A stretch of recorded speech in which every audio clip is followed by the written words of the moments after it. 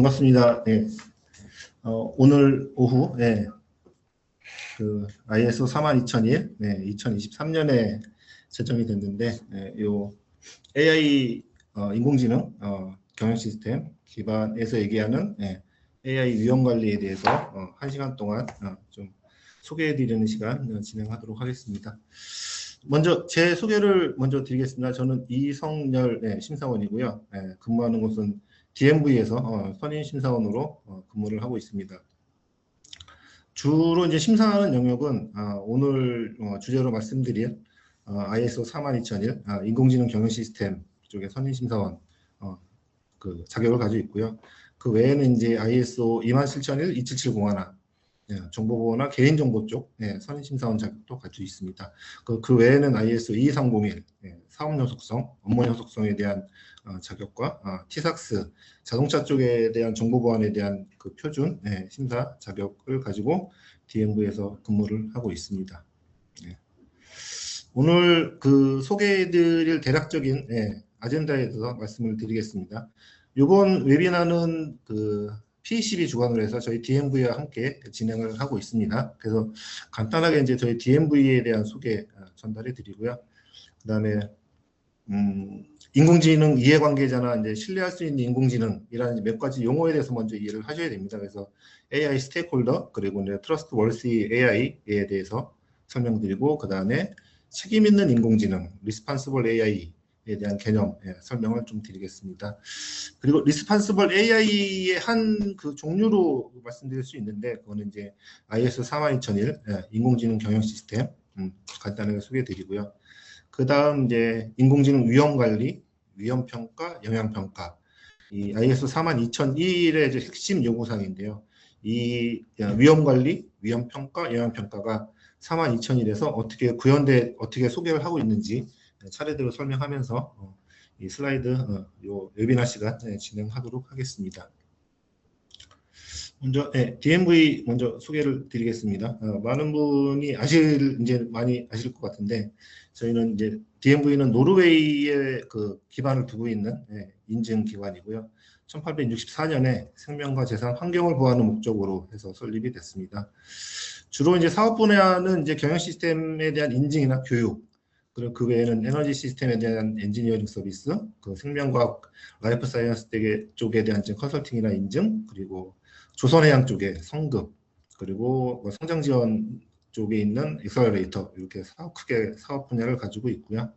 주요 지표는 저희가 한 10만 개 이상의 고객사 글로벌하게 그리고 100여 개 국가 이상의 국가에 진출하고 있고요. 저희 임직원 수가 한 15,000명 이상 근무를 하고 있습니다. 그 외에는 저희가 인증서를 유지 관리하는 인증서가 한 9만 건 정도 좀 되고 있고요. 그 외에 이제 매년 글로벌하게 매출의 한 5%는 R&D 쪽에다가 계속 투자를 하고 있습니다.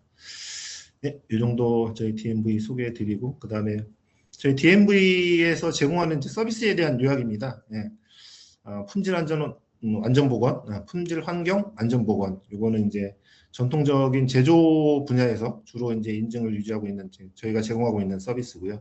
그 밑에는 이제 우주항공이나 그 자동차 모빌리티 쪽 인증 서비스도 같이 진행을 하고 있습니다. 그리고 제가 주로 이제 담당하고 있는 분야가 ICT 정보통신 쪽에 ISO 27001 계열의 정보보안 쪽 서비스 그리고 작년부터 저희가 진행하게 되는 42001 인공지능 그 외에 이제 사업 연속성이나 자동차 사이버 보안, 또 클라우드 보안 쪽에 저희가 서비스를 제공을 하고 있고요. 그 외에는 이제 화면 보시기에 이제 오른쪽 식품 안전 그리고 지속 가능 서비스. 아마 여러분들이 회사에 이제 근무하시는 분이 많을 텐데 아니면 컨설팅을 하시거나 아마 회사에서 제3자 인증이나 검사 그런 검증 같은 제3자 입장에서 서비스의 거의 모든 분야에 대한 인증 서비스를 제공하고 있다라고 이제 이해를 하시면 될 것 같습니다. 저희 정보기술 쪽에서 주로 이제 인증 서비스 진행하고 있는데요. 주로 이제 인공지능 서비스 최근에 문의가 굉장히 많습니다. 그래서 어제 오늘도 문의가 있는 거 좀 대응하고 있고요. 그 다음에 클라우드와 관련된 그 인증 그리고 프라이버시 개인정보죠. 우리나라에서 좀 이슈가 많이 되고 있고요. 그 이제 오른쪽에 ISO 27000의 정보 보안에 대한 그 인증 시리즈 이런 부분의 주요 저희 서비스 ICT 쪽에 주로 서비스 라인으로 구성이 되어 있습니다. 인증에 관해서 문의는 오른쪽 아래에 정윤주 책임 연락처가 있습니다. 그래서 인증에 대한 문의는 아래 연락처로 연락을 주시면은 저희가 대응하도록 하겠습니다. 네, 그리고 이번에 진행되는 DMV와 PECB 같이 진행하는 교육 서비스에 대한 부분입니다. 이 DMV 서비스는 저도 이제 심사를 진행하고 있기 때문에 ISO 심사원이 직접 교육을 진행을 하고 있고요. 그리고 이제 현업에서 AI를 적용하고 운영하고 있는 그런 사례들, 그 프레임워크에 대한 기반들 설명을 같이 제공을 하고 있습니다. 그리고 이제 ISO 32001 그대로 이제 인증에 대한 표준이니까 그대로 이제 기본에 대한 설명 드리면서 우리나라 환경에 맞는 그런 부분들도 같이 최대한 논의하면서 가이드를 제공을 하고 있습니다. 교육한 다음에 자격증 받으셔야 되죠. 그때까지 저희가 확실하게 지원을 해드리고 있고요. 저희 DMV는 저희 글로벌 그래도 탑에 속하는 인증기관이기 때문에 신뢰하고 교육을 받아보실 수가 있습니다. 저희 42,000인 심사원 과정 좀 많이 문의를 하시는데 올해 교육은 11월 9일부터 13일 일주일 동안 진행이 됩니다. 교육은 월요일부터 목요일까지 교육이 진행되고 마지막 날은 시험에서 시험에 패스를 하시면은 ISO 32000의 심사원 자격을 획득하실 수가 있습니다.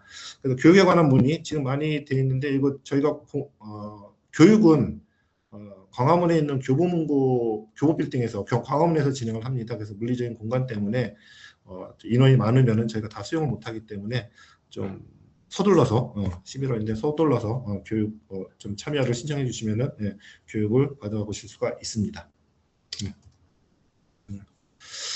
본격적으로 ISO 32001 기반의 어떤 AI 위험 관리에 대해서 이제 설명을 드릴 텐데 요즘에 지금 회사에 저희가 이제 1년 동안 수십 개 회사의 인증 서비스 인증을 제가 다니는데 보통 보면은 이제 그 인증 AI에 대해서 도입을 많이 고민을 하세요. 그래서 제품이나 서비스를 개발하시는 회사부터 시작해서 이를 구축 배포하고 또 도입을 했으면 운영을 하고 또 사용하는 것까지 그런 전체적인 그 인공지능과 관련된 이제 수명 주기가 있는데 그 인공지능이라는 게 예전에 다른 어떤 서비스하고 좀 다른 게 기존의 어떤 시스템은 사람이 정의한 기능을 수행하는 그런 특성에 있는 거에 비해서 인공지능이라는 게 여러분들 많이 아시겠지만 이제 데이터에 기반해서 룰이 아닌 사람이 정의한 룰이 아닌 데이터에 기반해서 그 실행을 하다 보니까는 향후에 이제 운영을 하다 보면은 결과값이 달라질 수가 있습니다. 그런 것들을 운영하시거나 도입하시는 분들은 당연히 인지하고 계시기 때문에 이런 이제 인공지능 시스템이 저희가 활용하면서 이게 누구에게 어떻게 영향을 미칠 것인가에 대한 고민이 가장 좀 많은 것 같고요. 그래서 그 기업에서 도입한 인공지능이나 인공지능 시스템을 어떻게 신뢰할 수 있는가?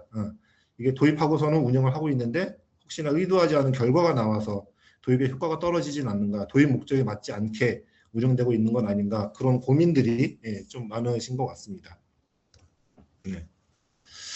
그 ISO에서 주로 많이 나오는 그 용어들 중에 하나가 그 스테이크홀더 이해관계자라는 말이 나오는데 AI 인공지능과 관련된 표준에서 이제 ISO 22989는 이제 인공지능과 관련된 용어나 이제 컨셉을 정의한 표준 문서입니다. 그래서 다른 ISO하고는 좀 차별이 되게 AI 스테이크홀더 이해관계자에 대한 부분을 6개로 해서 정의를 해놨습니다. 옆에 보면은 이제 AI 프로바이더, 그러니까 인공지능 서비스나 제품을 제공하는 회사, 주로 이제 여러분들이 많이 요즘에 쓰시는 그 GPT 서비스들이 여기에 해당이 될 거고요. 그 인공지능 생산자, 이제 주로 개발자가 되는데요.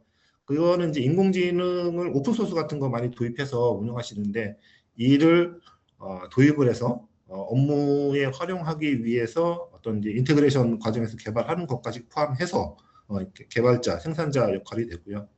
그 다음에 인공지능을 도입하거나 아니면 서비스 형태로 사용하시는 AI 커스터머, 또 이제 인공지능 이해관계자로 정의가 돼 있고, 그 외에 이제 인공지능 서비스를 제공하는 데 있어서 관련된 파트너들도 있고, AI 서브젝트라고 해서 인공지능 주체거나 사용하는 주체도 될 수 있고요. 아니면 영향받는 개인이나 단체도 AI 서브젝트로 이해관계자로 분류가 되어 있습니다. 그리고 이제 관계 기관, 이제 정부나 단체 그런 데가 이제 인공지능 이해관계자로 정의가 되어 있고요. 이 989에서 얘기하는 이제 이런 이해관계자에 대한 기대 사항을 네 가지로 좀 분류를 하고 있는데, 첫 번째는 이제 품질이나 경고성에 대한 보장입니다. 도입하고 개발하고 도입하고 사용하는 AI가 최신의 규칙이나 표준에 따라서 잘 설계가 되고 검증이 돼서 품질과 경고성을 보장하고 있는가라는 이제 하나의 기대 사항이 있을 거고요. 그다음에 두 번째로는 이해관계자의 편익이나 투명성, 그러니까 이해관계자의 이익과 목적 달성을 위해서 개발이 됐는지, 또 알고리즘의 작동 원리나 시스템의 기회를 이해할 수 있도록 이런 AI를 개발한 쪽에서 그런 정보를 충분히 제공하고 있는, 그러니까 투명성을 확보하고 있는가, 그런 부분들이 두 번째 기대 사항이 되고요. 인공지능을 도입해서 사용을 하다 보면 운영하고 결과에 대한 부분으로 좀 나누다 보면은 실행에 대한 책임과 이 결과에 대한 책임에 대해서 책임성을 확보할 수 있는 주체를 명확하게 식별하고 있는가, 그러니까 어디까지가 사용자의 책임이고 어디까지가 이런 이해관계자의 어떤 프로바이더나 프로듀서의 책임인가, 뭐 그런 부분들도 하나의 고민거리가 되고 있습니다. 또 지역적 사회적 특성에 대해서 고려한다고 해서 마지막 네 번째 기대 사항이 있는데, 이는 요즘에 여러분들이 혹시 인공지능을 사용하고 계시다 보면은 대부분 우리나라 국내 제품이나 서비스도 있겠지만 해외 제품들이 많죠. 그런 제품들을 이제 우리나라도 쓰지만 다른 나라에서 쓸 거고, 그랬을 때 사용하는 지역의 법률이나 문화 아니면 사회적인 요구사항들, 이런 부분들이 충분히 고려가 돼서 우리나라에서 아니면 우리 회사에서 쓸 수 있는가, 이렇게 대략 네 가지의 기대사항으로 이 989에서는 분류를 해서 정의를 하고 있습니다. 그 다음에 나오는 게 트러스트 월시니스라고 해서 이제 신뢰성이라고 지금 되어 있는데, 같은 게 22989 표준에서 이 신뢰성에 대한 정의를 지금 아래 박스에서처럼 하고 있습니다. 그래서 앞서 말씀드린 인공지능 이해관계자의 기대를 검증 가능한 방식으로 충족할 수 있는 능력이라고 일단 정의를 좀 하고 있습니다. 그래서 AI의 인공지능 이해관계자가 인공지능 서비스나 제품을 개발하거나 사용하거나 아니면은 관리에 대한 부분이 있을 때 이런 부분들을 신뢰성에 대한 부분을 충족할 수 있는지 보는 거를 트러스트워시니스, 신뢰성이라고 지금 정의를 하고 있고요. 크게 이제 네 가지로 하면은 이해관계자에 대한 기대, 앞서 말씀드린 네 가지 분류에 대한 거, 그런 특성에 대해서 분류를 하고 있는지, 그리고 인공지능이 사용하고 있는 환경별로 그런 특성들을 선정해서 따로 평가를 할 수 있는지, 구분해서 볼 수 있는지에 대한 부분, 그리고 이런 특성들이 어떤 설계하거나 운영할 때 이거 검증이 가능한 건지, 그리고 이제 인공지능이 사용되는 지역 위주로 해서 어떤 문화나 법률 이런 부분들을 잘 반영하고 있는지, 그렇게 크게 네 가지로 이제 분류를 할 수 있는데, 이 표준에서 볼 수 있는 거는 트레이스월시 AI라고 해가지고 이런 특성에 대해서 앞서 말씀드렸던 그런 인공지능, 신뢰할 수 있는 인공지능이 가지고 있는 특성을 8가지로 분류해서 정의를 하고 있습니다. 그래서 신뢰할 수 있는 인공지능이라는 거는 요 이제 8가지 특성을 반영을 하고 있어야 되는데, 그리고 또 검증 가능한 방식으로 보유를 하고 있어야 되는데, 첫 번째가 경고성에 대한 특성을 두고 있습니다. 정상이나 비정상인 조건에서 그래도 의도한 성능 수준을 잘 유지하고 있는지, 단단하게 구축이 되어 있는지, 첫 번째가 경고성이고요. 운영 단계에서 정확하고 안정적인 결과를 지속적으로 산출할 수 있는지, 이 부분을 신뢰성에 대한 특성으로 두고 있습니다. 세 번째는 이제 사고나 장애 했을 때 이러한 상황에서 신속하게 회복해서 기대한 성능으로 다시 서비스가 가능한지, 회복 탄력성에 대한 특성을 얘기하고 있고요. 통제 가능성이라고 하는 거는 이제 요즘에 많이 나오는 이제 피지컬 AI 아니면 자율주행 관련이 있을 텐데, 인간이나 이제 외부 주체가 인공지능이 작동을 할 때 중간에 개입하거나 제어할 수 있는가에 대한 특성을 통제 가능성이라고 설명을 하고 있습니다. 그리고 이제 설명 가능성, 다섯 번째 설명 가능성은 인공지능에 대한 이제 결과가 나왔을 때 이 결과가 어떠한 방식으로 나왔는지에 대한 그런 인공지능이 동작할 때 어떤 요소들, 그런 부분들을 이제 설명할 수 있는지, 그런 부분들을 설명 가능성이라고 되어 있고, 이해관계자가 AI의 결과나 행동을 합리적으로 예상할 수 있는 정도, 그런 특성을 예측 가능성으로 정의를 하고 있습니다. 그다음에 투명성 같은 경우는 이제 AI에 대한 그 모델이나 서비스 제품을 제공하는 입장에서 사용자에게 이 AI의 목적이나 한계, 데이터, 설계 이런 시스템에 대한 특성들, 기술적인 거 포함해서 어떤 위험이나 위험에 대한 사항들을 포함해서 이해관계자에게 얼마나 충실하게 제공하고 있는가 이거를 이제 투명성 특성으로 정의를 하고 있고요. 아무래도 이제 AI라는 게 마지막으로는 AI라는 게 이제 데이터에 기반해서 동작을 하다 보니까는 데이터에 따라서 편향이 발생할 수 있고 이로 인해서 공정성이 위반이 될 수 있습니다. 그래서 이런 불공정성에 대한 그 편향이 발생했을 때 어떻게 식별하고 이를 완화할 수 있는지 이런 8가지 특성을 신뢰할 수 있는 인공지능의 8가지 특성으로 ISO 22989에서는 정의를 하고 있습니다. 그래서 이제 이 부분을 이제 8가지 특성을 한 4가지 정도로 다시 분류를 해보면은 기술적 품질로 해서 경고성, 신뢰성, 회복 탄력성 이렇게 좀 분류를 할 수가 있고요.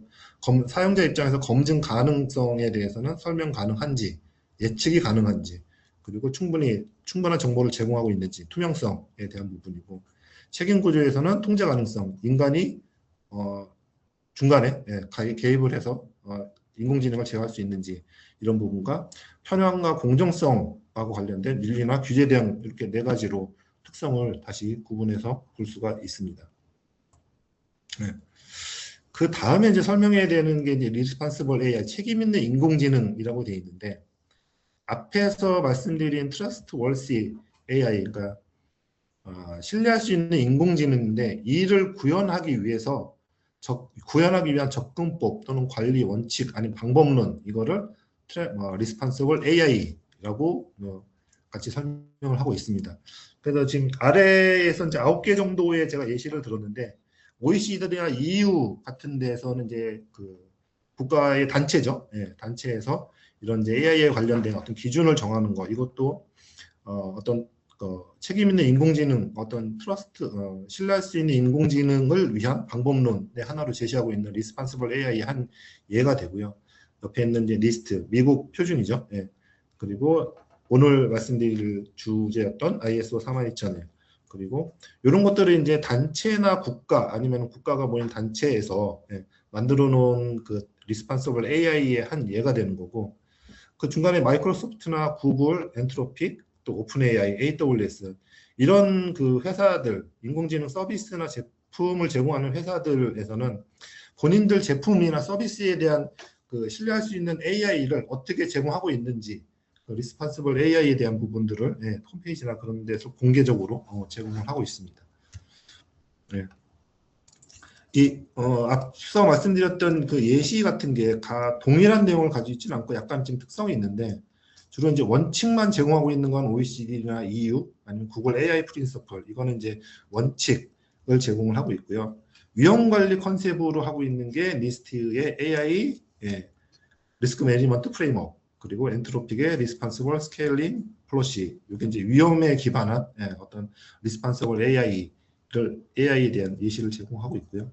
그리고 이제 PDCA에 기반해서 인공지능에 대해서 어떻게 운영을 할 건지, 어떻게 개발할 건지에 대한 부분들 IS 42001에서 제공을 하고 있습니다.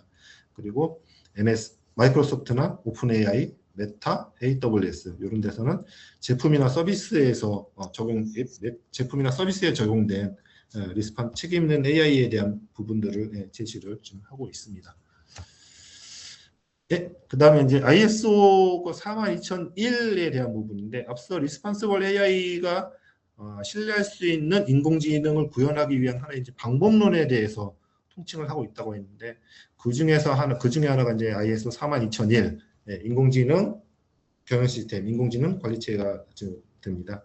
간단하게 소개해드리자면 인공지능 관리 체계의 첫 번째 조직 차원에서 인공지능 관리 체계를 수립하고 구현하고 유지하고 또 이를 지속적으로 개선하기 위한 요구사항들이 42001에 있습니다. 그리고 인공지능 시스템과 관련해서 이해관계자, 앞서 말씀드린 이해관계자들이 어떠한 역할과 어떤 책임을 지는지에 대한 가이드 같이 지금 제공을 하고 있고요. 또 인공지능 시스템을 활용한 제품 아니면 서비스를 사용한 모든 조직에서 이 42001은 활용을 할 수가 있습니다. 다른 그 리스폰시블 AI의 예제하고 비교했을 때 가장 큰 차이점이라는 거는 인공지능 관리 시스템을 트러스워시한 책임 있는 인공지능을 구현하고 있다라는 거를 최초로 인증 가능한 표준으로 해서 대회에 알릴 수 있는 그런 표준이 되겠고요. 요즘에 이제 기업들 특히나 이제 우리나라에서 국내에서는 그 정보 보안, 개인정보와 관련된 그런 이슈들이 많고 실제 AI가 인공지능이 이제 사람의 어떤 정보나 데이터에 기반하다 보니까 보안과 관련된 이슈들이 좀 많이 있는데요. 이런 것들은 기존의 기업에서 IS 27001이나 2770이나 그런 경영 시스템 관리 체계와 통합 운영이 가능한 구조로 32001이 제정이 됐습니다. 요 이제 32001에서 제공하고 있는 그 위험 관리에 대한 부분, 그 주요 요구 사항들 좀 살펴볼 필요가 있겠는데요. 다른 요구 사항들은 이제 다른 ISO 표준과 거의 유사합니다. 네.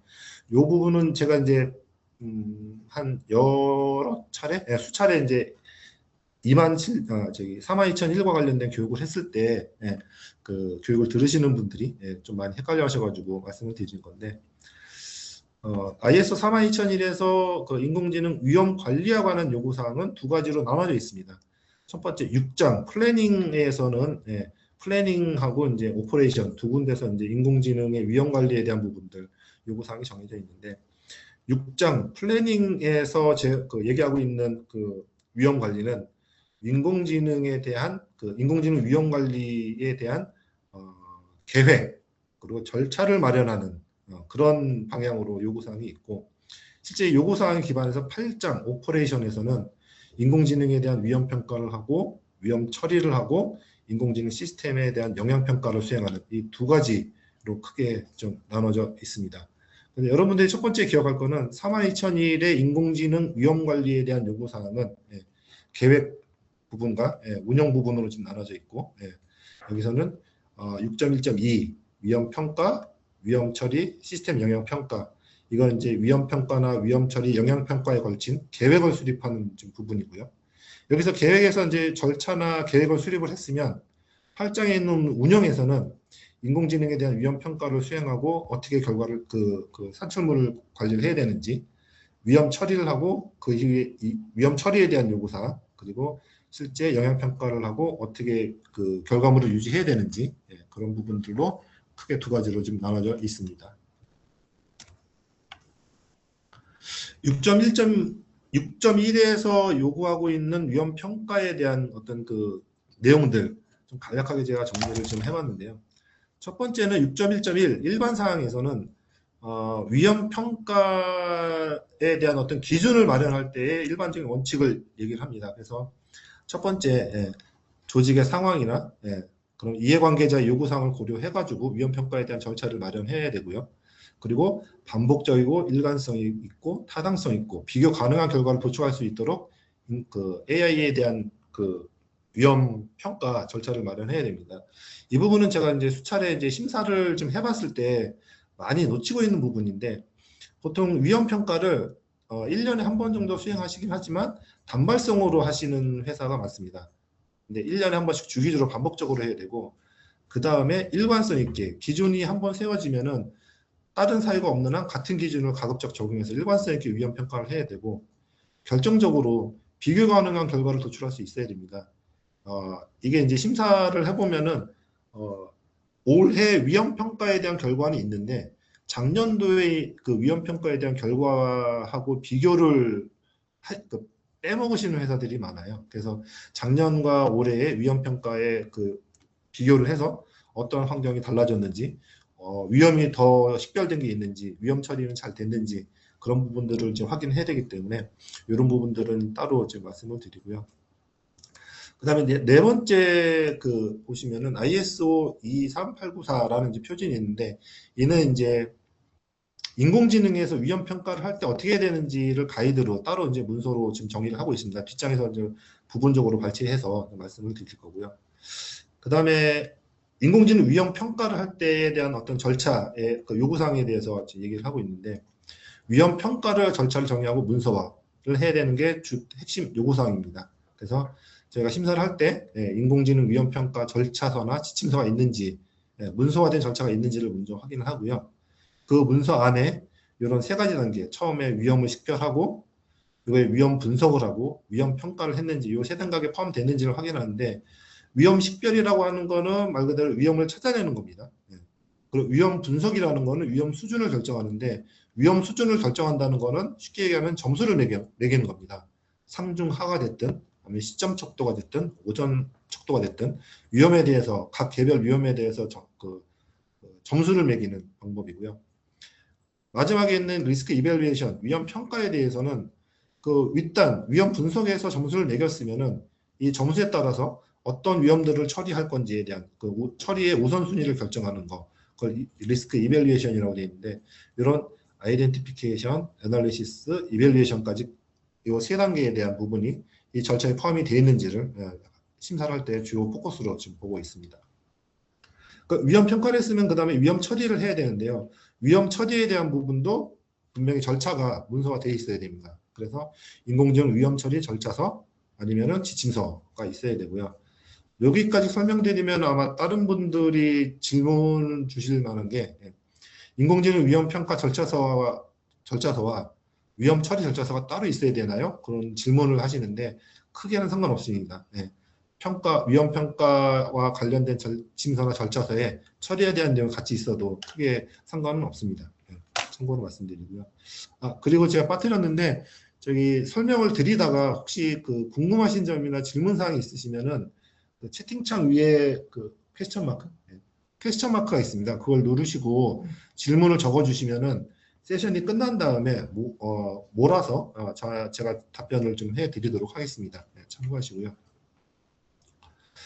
이어서 위험 처리에 관한 부분들 진행을 하면은 위험 처리 옵션을 결정하고 통제를 결정해야 되는데 ISO 42001 안엑스 A에 보면은 통제 항목 38개의 통제 항목이 있습니다. 이거는 이제 ISO 42001에서 위험을 통제하기 위한 어떤 수단을 참고적으로 이제 제공을 하고 있고요.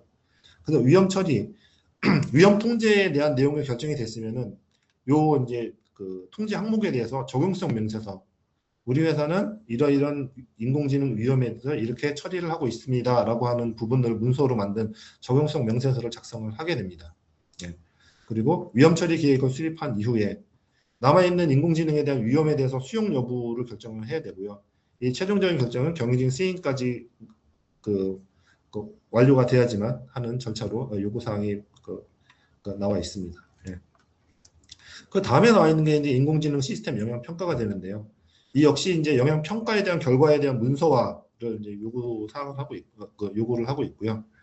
인공지능 시스템이 개인이나 개인 그룹, 사회에 미치는 영향을 평가하도록 되어 있습니다. 그리고 인공지능 영향 평가를 고려할 때 기술적인 사항이나 환경이나 적용 법률 이런 부분들을 고려를 해야 되고요. 그리고 영향 평가 결과는 만약에 이해관계자가 이해관계자에게 제공을 해야 되는 부분도 있고, 영향평가상 영향평가 결과 좀 심각한 영향이 예상이 된다라고 하면은 이는 위험평가에 반영하는 구조로 지금 되어 있습니다. 일단 여기까지 설명드리면은 많은 분들이 하나 궁금해하시는 게 위험평가와 영향평가의 차이가 뭔가요? 두 개 비슷한 거 아닌가요? 라고 이제 질문을 많이 하시는데, 인공지능 위험평가가 영향평가보다 좀 범위가 넓습니다. 그래서 인공지능 위험평가를 정의를 한다면은 인공지능이 의도하고자 하는 결과에 영향을 미치는 긍정적, 부정적인 어떤 불확실성에 대한 부분을 평가하고 관리하는 게 위험 평가가 되고요. 인공지능 시스템 영향 평가는 대상이 정해져 있습니다. 여기 뒤에 그 두 번째 보시면은 개인이나 그룹 또 사회에 미치는 영향을 평가한다고 딱 대상이 정해져 있고요. 뒤에서 설명드리겠지만 주로 이제 기술적인 내용보다는 개인의 권리, 인권 그런 부분들, 개인의 인권, 뭐 사회적인 어떤 차별이나 그런 권리에 대한 부분에 대한 평가를 하는 게 영향 평가의 주 대상이 되고 내용이 되고 있습니다. 그럼 이제 위험 8장에서 6장 플래닝 쪽에서 위험 관리, 위험 평가, 영향 평가에 대한 어떤 계획, 절차를 수립한다면 그걸 그대로 이제 이행하는 게 8장에서 이제 요구 사항이 되는데요. 여기서는 이제 6.1.3 인공지능 위험 처리에 따른 통제를 실제로 구현을 해야 된다는 얘기고요. 42001 표준을 보시면은 안엑스 A에 위험 통제 목적이나 통제 항목들이 그대로 나와 있습니다. 그래서 적용성 명세서에 작성한 대로 그대로 이제 구현을 해야 되는데 42001이 다른 표준하고 좀 차이가 있는 게 뭐냐면은 안엑스 B 부분이 있는데 통제 항목에 대해서는 어떻게 해야 된다라는 이제 요구사항이 있는 반면에 이 통제 항목에 대한 실제 구현을 할 때 어떻게 구현을 해야 되는지에 대한 가이드가 같이 제공이 되고 있습니다. 그래서 안엑스 A와 안엑스 B를 같이 보시면은 요 이제 요구 통제에 대한 부분들에 대한 구현 방법에 대한 거 많이 참고를 하실 수가 있고요. 그다음에 인공지능 위험 평가에 대한 부분, 그 실행에 대한 요구사항인데 위험 평가 시기가 좀 정의가 되어 있습니다. 첫 번째는 계획된 간격 주기적으로 수행을 해야 되고요. 그 다음에 또 하나 중요한 거는 중요한 변경의 제한이 발생했을 때 위험 평가를 수행하게 됩니다. 이 얘기는 뭐냐면은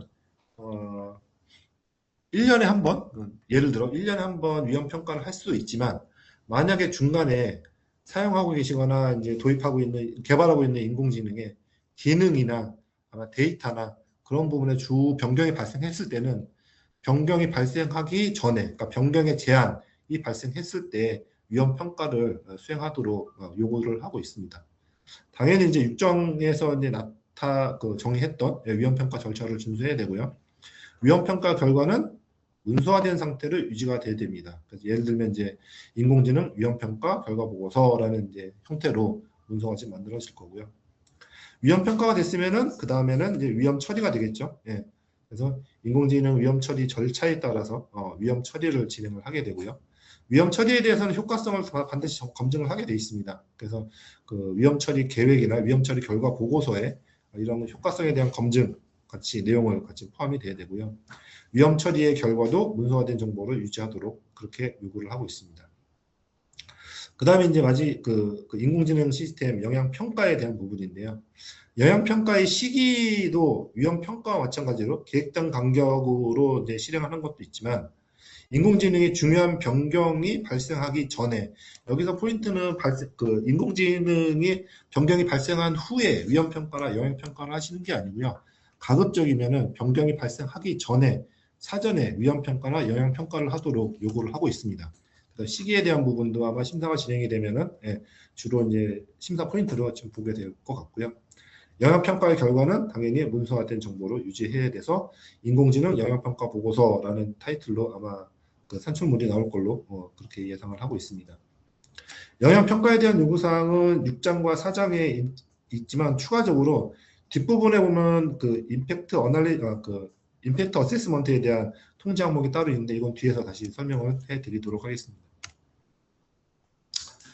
앞서 위험 평가에 대해서 말씀드렸는데 막연하실 거예요. 처음에 위험 평가해야 된다라고 하면은 위험 평가해야 되는 건 알겠는데 그래서 뭘 어디를 해야 되냐라고 돼 있는데 42001 안엑스 C에 보면은 위험 평가에 대한 위험 출처에 대한 예시를 지금 7개의 위험 출처에 대한 부분을 제시를 하고 있습니다. 그래서 환경의 복잡성, 인공지능 시스템 하나 서비스나 그 구축을 하게 될 때 데이터의 관리, 아니면 모델의 관리, 아니면 모델과 연관되어 있는 시스템의 관리, 환경이 복잡한데 그로 인해서 발생할 수 있는 위험들, 그리고 자동화 수준. 만약에 요즘에 이제 피지컬 AI가 이제 많이 언급이 되고 있는데 이런 부분들이 이제 자기가 의사 결정을 해서 움직이고 있는데 어느 부분까지 자동화를 해야 되느냐, 자동화 수준에 의해서 발생할 수 있는 위험이 있을 거고, 그 시스템에 대한 하드웨어 이슈들, 그리고 기술 준비, 인공지능 그 기술이 다른 기술하고 좀 차이가 있는 게 어떤 수학적인 개념의 알고리즘이나 이제 통계 그쪽으로 이제 많이 그 기반이 돼 있다 보니까는 기술의 성숙도나 경험 그런 부분들이 좀 부족할 수가 있습니다. 기술 부채라는 거는 현재 내재화되지 않은 상태에서 기술을 외부에 있는 기술을 의존할 때 쓰는 용어긴 한데 이로 인해서 발생할 수 있는 위험들 똑같이 식별을 해야 되고요. 그다음에 사용하고 있는 인공지능이 충분한 어떤 정보를 제공하지 못해서 발생할 수 있는 위험. 그로 인해서 이 인공지능이 의사결정을 했을 때 어떤 요인을 고려했는지에 대한 부분들이 식별되지 않을 수 있는 어떤 위험들도 같이 확인을 해야 되고요. 그리고 데이터 품질이나 또 데이터 드리프트라는 용어를 아마 인공지능 쪽 그 공부를 하시면은 학습을 하시면은 들으실 텐데 기존의 어떤 솔루션이나 시스템은 정해진 룰에 의해서 실행되는 반면에 인공지능, 특히나 이제 머신러닝 같은 경우에는 입력되는 사용하는 데이터의 품질에 따라서 그 결과물이 좀 달라지고요. 근데 지속적으로 학습하고 있기 때문에 시간이 흐르면서 결과나 행동의 그 기대치가 달라질 수가 있습니다. 그로 인해서 발생할 수 있는 위험 요인들, 그런 부분도 하나의 그 리스크 소스로 제공을 하고 있고요.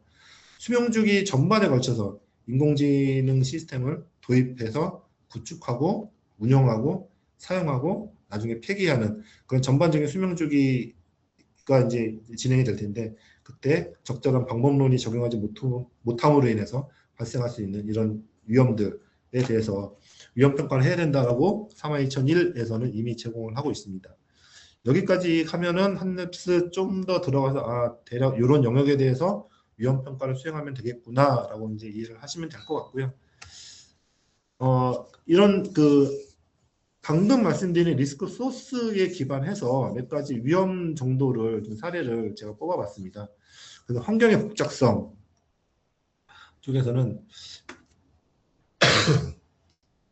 자율주행 AI가 학습하지 못한 기상이나 도로 상황에서 오작동하는 경우, 이 부분은 아마 예전에 TV에서 테슬라가 전복되어 있는 트럭을 충돌하는 그런 사고가 있었습니다. 그것도 환경의 복잡성을 이해하지 못해서 AI가 그런 거고, 두 번째는 AI 고객 상담 시스템이 어떤 고객이 예상하지 못한 유형의 잘못된 답변을 하는 것도 하나의 위험으로 볼 수가 있습니다.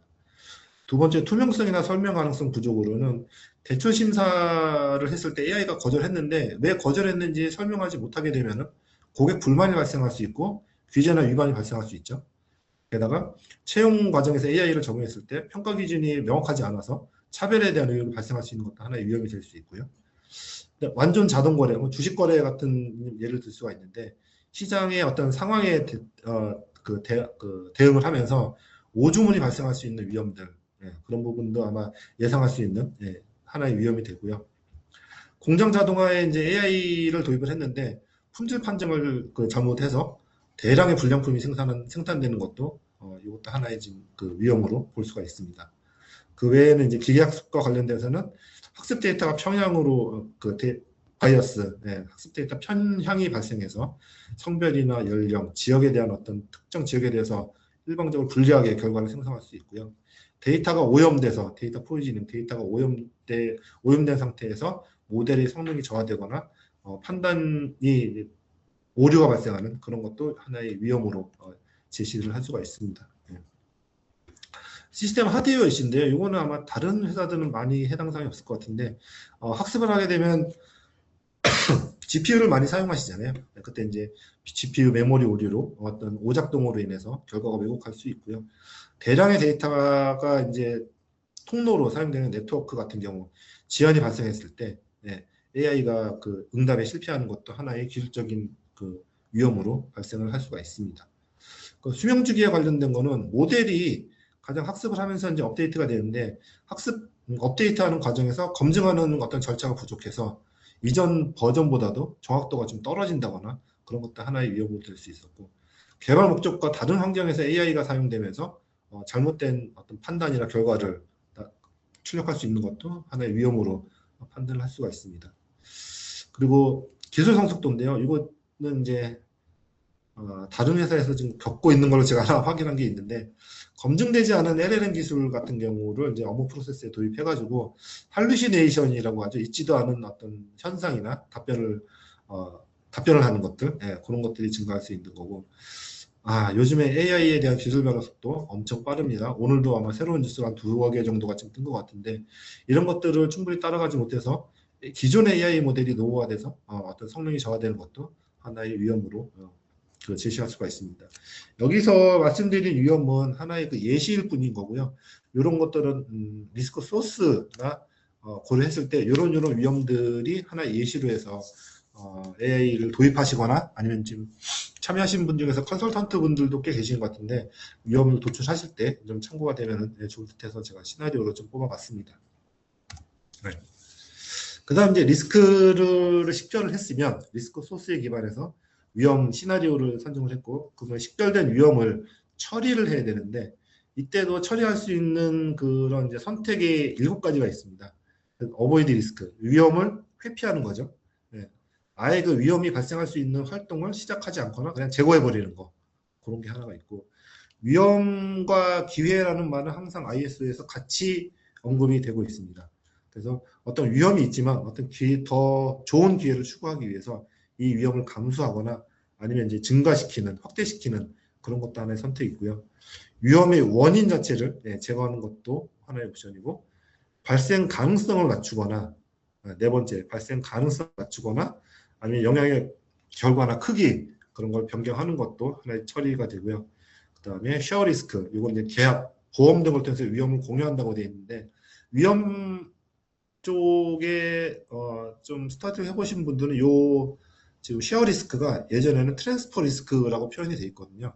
실제로는 쉐어 리스크로 용어가 변경이 됐습니다.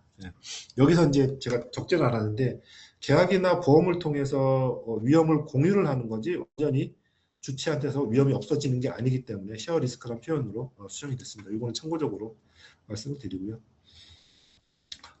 마지막으로는 이제 위험을 그대로 유지하는 건데 의사결정상으로 위험을 그대로 보유하는 걸 얘기를 합니다. 그래서 앞서 리스크 소스에서 위험을 식별을 하고 요거를 처리할 때 이런 7가지 옵션 중에서 어떤 걸 선택할 건지에 대해서 결정하는 그런 옵션이 7가지가 있다. 그렇게 지금 말씀을 드리고요. 이것도 하면 예를 들면 위험 회피 쪽을 예를 든다면은 규제나 윤리상 수용하기 어려운 경우에는 출시를 보류하거나 폐기하는 경우도 있죠. 기능을 탑재하지 않는다거나 그런 게 이제 위험 회피하는 방법이고요.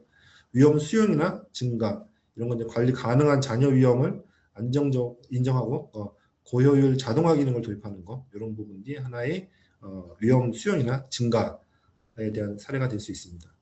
그리고 위험 소스의 제거는 편향 가능성이 큰 데이터 필드나 아니면 불필요한 자동 의사결정 요소는 아예 제거하는 거 이런 거는 위험 소스를 사전에 제거하는 거고요. 그 다음에 발생 가능성의 변경, 데이터 품질을 검증한다든가 모델의 성능을 모니터링하면서 이런 발생 가능성을 점점 낮추는 거 아니면은 그 전체적인 라이프 사이클에서 인공지능 시스템이 동작하는 그 사이에 사람이 개입을 해서 그 발생 가능성을 사람이 한 번 더 검증하는 그런 방법도 있을 수가 있고요. 5번째로는 영향이나 결과의 변경인데 파일럿이나 단계적인 배포를 통해서 한꺼번에 적용하는 것보다 부분적으로 배포를 하면서 어떤 문제가 있는지 확인하고 이를 수정하면서 배포하는 그런 쪽이 있고요. 그다음에 피해 완화나 절차, 이의제기나 정정이나 보상을 통해서 결과의 그 크기를 줄이는 그런 방법도 하나의 그 트리트먼트 옵션의 예로 말씀드릴 수가 있겠습니다.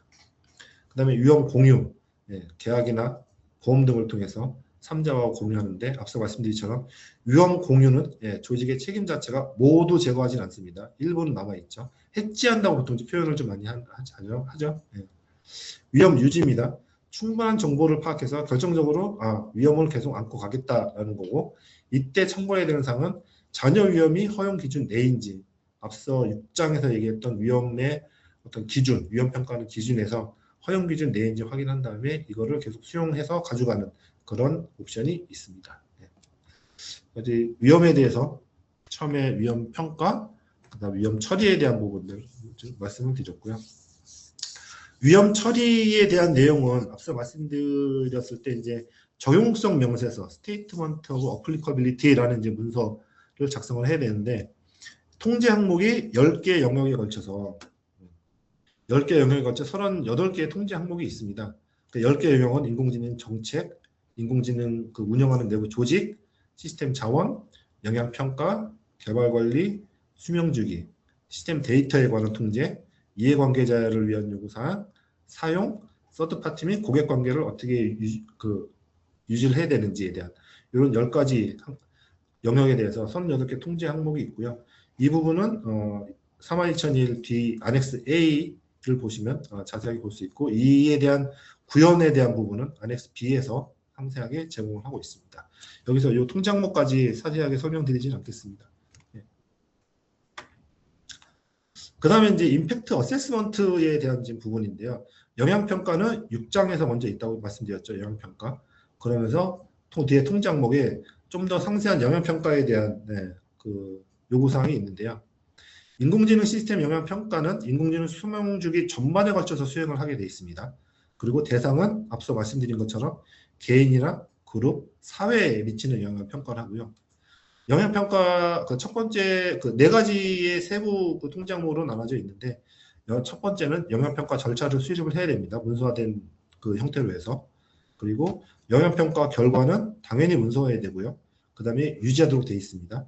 그래서 보통 3년 아니면 5년 동안 유지를 해야 된다는 제 기억이 좀 정확하지는 않은데 우리나라 법률상에서도 위험평가에 대한 결과를 고위험 그 인공지능에 대한 위험평가에 대한 결과를 몇 년 동안 유지하도록 명시한 걸로 제가 알고 있습니다.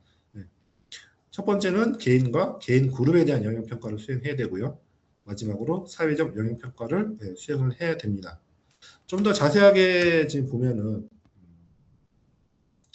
영향평가의 시기 같은 경우에는 인공지능의 어떤 목적이 변경되거나 어떤 환경이 변경되거나 자동화 수준이나 데이터가 변경됐을 때 변경하기 전에 수행돼야 됩니다. 반드시 알고 계셔야 되고요. 전체적인 그 절차는 먼저 영향에 대해서 식별하고 분석하고 평가하는 그 다음에 처리하는 이거는 앞서 설명드린 위험 평가의 절차와 유사합니다. 처음에 영향을 식별하고 이거에 대해서 그 위험의 그 영향의 정도를 평가를 하고 위에서 어떤 부분들을 처리할 건지에 대한 그 이밸류에이션하는 그런 절차로 되어 있고요. 그게 결정됐으면 그 영향 위험에 대해서 처리를 하고 그다음에 문서화하고 의사소통하는 이런 과정으로 나와 있습니다. 이제 오타가 있네요. 영향 평가 결과는 이제 문서화가 돼야 되고요. 요 문서 포함되어야 되는 내용은 뒤에 다시 설명을 드리도록 하겠습니다. 그리고 5.4하고 5.6에서는 개인이나 개인 그룹에 대한 영향평가, 사회적 영향평가로 되어 있는데 어떤 부분에 대해서 영향평가를 해야 되는지는 3화2001에서 제공을 하고 있습니다. 공정성, 책임성, 투명성과 설명 가능성, 보안, 안전과 건강, 재정적 결과, 접근성, 인권. 그리고 사회적 영향평가는 환경, 경제, 정부, 정치나 형사법, 사법체계, 건강이나 안전, 규범, 전통, 문화 및 가치 이 부분에서 영향평가를 하고 있는데 반드시 이 영역에 대해서 국한해서 영향평가를 하는 건 아니고요. 여기에 국한되지 않지만 여기에 추가적으로 더 영향평가를 수행을 할 수가 있습니다.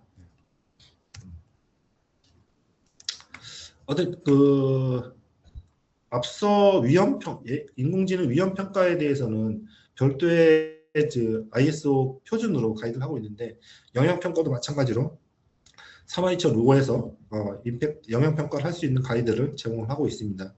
요 이제 3화2005의 이제 5장을 보면은 전체적인 영향평가의 절차에 대해서 제시를 하고 있는데 첫 번째는 영향평가의 절차를 문서화하고 기존의 관리체계, 정보보안 아니면 품질, 안전, 환경 이런 쪽에 통합해서 연계할 수 있는지를 먼저 검토를 하고요. 영향평가를 언제 할 것인가에 대한 시점을 정의하고 그다음에 영향평가의 범위를 정의를 합니다. 그 다음에 영향평가를 할 때 누가 어떤 부분에 대해서 영향평가를 할 건지에 대한 역할과 책임을 정하고요. 무조건 다 영향평가를 한다기보다는 민감도나 어떤 임계값을 정의해서 영향평가에 대한 그 수행 여부, 그 어느 정도까지 영향평가를 하는지에 대한 부분을 정의를 하게 됩니다. 여기까지가 정리됐으면은 영향평가를 수행을 하고요. 결과를 분석해서 기록을 하고 문서화하고 보고를 한 다음에 완화 조치까지 한 다음에 그 이후에 완화 조치에 대한 완화 조치가 유효하게 동작을 하고 있는지 모니터링이나 검토를 하는 것까지가 3화2005에서 제시하고 있는 전체적인 절차가 되겠습니다. 그 다음에 3화2005의 이제 6장에서는 어떤 정보들이 문서화되어야 되는지에 대한 부분 제시하고 있는데 8가지가 있습니다. 인공지능 영향평가의 범위, 인공지능 시스템의 정보, 인공지능이 사용하고 있는 데이터의 종류와 품질, 그 다음에 알고리즘이나 모델의 정보, 그리고 어떤 환경에서 배포가 되는지, 이해관계자는 누가 있는지, 그리고 실제 예측 가능한 영향이 무엇이 있는지, 그리고 위해와 편익이 있는 경우 어떻게 대응해야 되는지 이런 부분들이 이제 문서화로 지금 포함이 돼야 되는 부분인데 앞서 말씀드릴 때 영향평가의 대상이 개인이나 개인 집단이 있고 사회적인 영향평가를 수행해야 된다고 되어 있습니다. 그러면서 하나 6개 정도의 어떤 주제에 대해서 영향평가를 해야 된다고 되어 있는데 요 예시를 한번 보면은 공정성에 대해서 영향평가를 해야 됩니다. 그럼 특정 연령이나 성별, 지역 거주자에 대해서 혹시 불합리한 결과를 제공하지 않는지, 채용, 대출, 보험 심사에서 특정 집단에 대해서 차별적인 어떤 결과가 발생하지 않는지에 대해서 평가하는 게 하나의 좀 예가 되고요. 책임성에 대해서는 AI가 잘못된 의사결정이 있었을 때 이 피해에 대해서 누구한테 책임이 있는지에 대한 부분들, 이런 부분도 영향평가의 대상입니다. 이의제기, 설명이나 요청, 또 재검토나 그 구제 절차가 부재한 것도 하나의 그 영향평가의 대상으로 될 수가 있고요. 그 투명성이나 설명 가능성, 사용자가 AI 인공지능의 결과가 이렇게 도출된 이유를 이해하지 못하는 경우 그런 것도 하나의 영향평가가 될 수 있고요. 의사결정 근거가 부족해서 결과가 신뢰할 수 없는 경우 그런 부분도 영향평가의 예시로 들 수가 있습니다. 그 다음에 그 보안이나 프라이버시, 우리나라에서 특히나 이제 예민한 주제인데 개인정보의 유출이나 아니면 개인정보 동의의 범위를 벗어나서 활용되지 않는지, 그리고 어떤 기술적으로 알고리즘이나 모델을 공격하고 어떤 프롬프트 인젝션 공격을 통해서 모델의 어떤 그 인공지능의 어떤 오류 값을 유도하는 그런 공격이 있는지 없는지 그런 부분도 영향평가의 대상이고요. 안전과 건강 쪽에 대한 영향평가는 의료 쪽에서 특히나 이제 잘못된 의료, 안전 관련된 권고로 인해서 신체적인 피해가 발생하는 것도 하나의 영향평가 대상이고, 로봇이나 자율주행, 또 산업재해가 오동작을 했을 때 안전사고가 발생할 수 있는지 그것도 영향평가의 한 범위로 예시로 들 수가 있습니다. 재정적인 결과, 접근성, 인권 이런 부분은 어떤 잘못된 그 신용평가 때문에 대출이 거절되는 거 앞서도 말씀드렸죠. 네. 그리고 투자, 보험, 금융상품 추천 의료에서 재정적인 그 손실이 발생하지 않는지 이런 것도 영향평가의 대상이고요. 접근성, 장애인 또는 고령자가 인공지능 기반의 서비스 이용하는 데 좀 제약이 있지 않는지, 아니면 언어나 문화, 디지털 어떤 역량 차이로 서비스에 대한 접근에 차이가 있는지 그런 부분도 살펴봐야 되는 부분이고요. 특히나 표현의 자유, 차별 금지, 인간의 존엄성, 훼손, 부당한 어떤 의사결정이 발생했는지 이런 인권에 대한 부분도 영향평가의 한 대상입니다. 그리고 마지막으로 이제 사회적인 영향평가도 이제 말씀을 드릴 텐데, 이 부분은 이제 그 환경적인 부분에 대한 영향평가는 초거대 이제 AI 모델, 요즘에 국가에서 어떤 큰 프로젝트를 계획을 했는데 그때 전기가 항상 그 이슈가 되고 있었죠. 전기에 대한 문제를 전력을 어떻게 끌어올지, 이랬을 때 전력의 사용량, 그로 인해서 온실가스 배출이 증가하지 않는지, 그런 부분들, 그리고 데이터 센터, 냉각에 대한 어떤 물에 대한 사용량 이런 부분도 환경에 대한 부분으로 그 영향을 한번 고려를 해봐야 되고요. AI 자동화가 특정 직무를 감수하거나 직무 전환에 필요한 노동에 관한 부분이죠. 그리고 신규 직무, 생산성 향상, 또 산업력 경쟁력 강화 이런 부분 경제적인 영향이 있는지 살펴봐야 되고요. 정부 쪽에서는 정치적 이익을 위한 오정보 확산으로 신뢰 요즘 가짜 뉴스나 페이크, 딥페이크 이런 부분들을 얘기를 지금 하고 있고요. 공공 서비스가 자동화됐을 때 행정 효율성이 향상되거나 아니면 오히려 반대로 취약계층이 접근성이 저하되는 이런 영향이 있는지도 이제 살펴봐야 됩니다. 그 안전이나 건강이나 안전 쪽에서 의료 AI로 인한 조기 진단, 의료 서비스 접근성 향상 및 치료, 의사결정 지원 이런 부분은 이제 긍정적인 영향으로 볼 수 있고요. 근데 중요한 영역에서 인간 감독이 부족해서 피해가 확대되는 부정적인 영향으로 볼 수 있죠. 그리고 규범, 전통, 문화 가치, 특정 그 AI가 생성한 컨텐츠가 문화나 종교, 사회적 집단에 대한 어떤 편견을 강화할 수도 있는 영향이 있는 거기 부정적인 영향이죠. 그리고 추천 알고리즘이 사회적 가치관이나 여론 형성, 창작 활동 인식에 영향을 미치지 않는지 이런 부분도 하나의 영향으로 평가가 될 수 있습니다. 네. 속도가 좀 빨랐습니다. 예, 그래서 마지막 서머리를 해보면 몇 가지 키워드를 좀 기억을 해주셨으면 하는 건데, 처음에 신뢰할 수 있는 인공지능이라는 거를 처음에 용어를 정의를 해드렸습니다. 그래서 AI와 관계된 이해관계자의 기대를 충족시킬 수 있는 능력이나 아니면 특성, 그거를 이제 신뢰할 수 있는 인공지능이라고 정의를 했고요. 그런 이제 책임 있는 인공지능이라는 거는 이런 신뢰할 수 있는 인공지능을 구현하기 위한 접근법이나 관리 원칙, 이걸 이제 리스판스 AI라고 설명을 드렸습니다. 그리고 리스판스 AI의 한 예로 IS 42001 위험 관리에 기반해서 인증 가능한 인공지능 관리체라고 제가 설명을 드렸고요. 그다음에 42001에서 위험 관리에 대한 부분은 위험 평가와 영향 평가 크게 두 가지 요소로 구성이 되고 있고, 리스크 어세스먼트 같은 경우에는 리스크 식별, 분석, 평가, 리스크를 찾아내고 점수를 매기고 처리에 대한 우선순위를 정하는 이 세 단계로 크게 진행이 되고요. 이런 평가 리스크 어세스먼트의 결과로 식별된 어떤 위험들, 그거는 리스크 처리, 위험 처리 옵션 7가지가 있었죠. 위험 처리 옵션을 선택하고 그 내용은 적용성 명세서를 통해서 어떻게 통제를 하고 있는지를 작성을 하게 됩니다. 네. 그리고 마지막으로 영향 평가는 개인이나 개인 그룹, 사회적 영향 평가 이쪽 분야에 대해서 평가를 수행을 하고요. 긍정적인 면, 부정적인 면 모두 포함이 됩니다. 그리고 영향 평가 결과 도출된 영향은 리스크 어세스먼트와 연계해서 그 처리를 한다. 여기까지 해서 정리를 해드릴 수가 있습니다. 네. 네, 대략 한 1시간이 좀 안 되는 부분 저희가 설명을 드렸고요. 질문을 있어요? 네. 네, 안녕하세요. PCB 한국 담당 김소정입니다. 참석자 여러분들께서 질문들을 보내주셨는데 제가 시간 관계상 몇 가지만 대신해서 질문 드리겠습니다. 첫 번째 질문은요. 최근 직원들이 챗GPT나 코파일럿 같은 생성형 AI 도구를 점점 더 많이 사용하고 있습니다.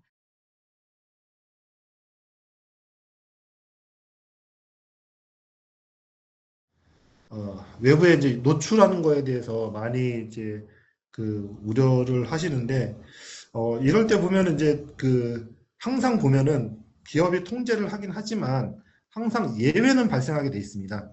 예, 전체적으로 통제를 하지만 이런 사유로 인해서 우리는 어떤 AI를 써야 된다. 그렇게 요청하는 예외가 항상 발생하게 되는데, 제가 볼 때는 그런 사각지대를 없애려면은 예외 처리에 대한 부분에 대해서 꼼꼼하게 좀 절차를 마련하시고 그거를 실제 잘 이행하고 통제하시는 게 그 사각지대를 예방하는 방법이 아닐까 그렇게 생각이 듭니다.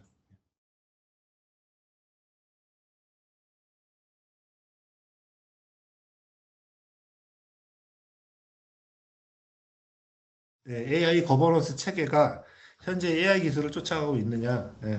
그 측면에 따라서 아니라고 보고 있습니다. 워낙에 빨리 발전을 하고 있고 용어나 어떤 새로운 기술들, 적용 범위들 그런 부분들이 워낙에 빨리 변하고 있기 때문에 좀 한 발짝 정도 늦고 있는 거는 사실인 것 같아요.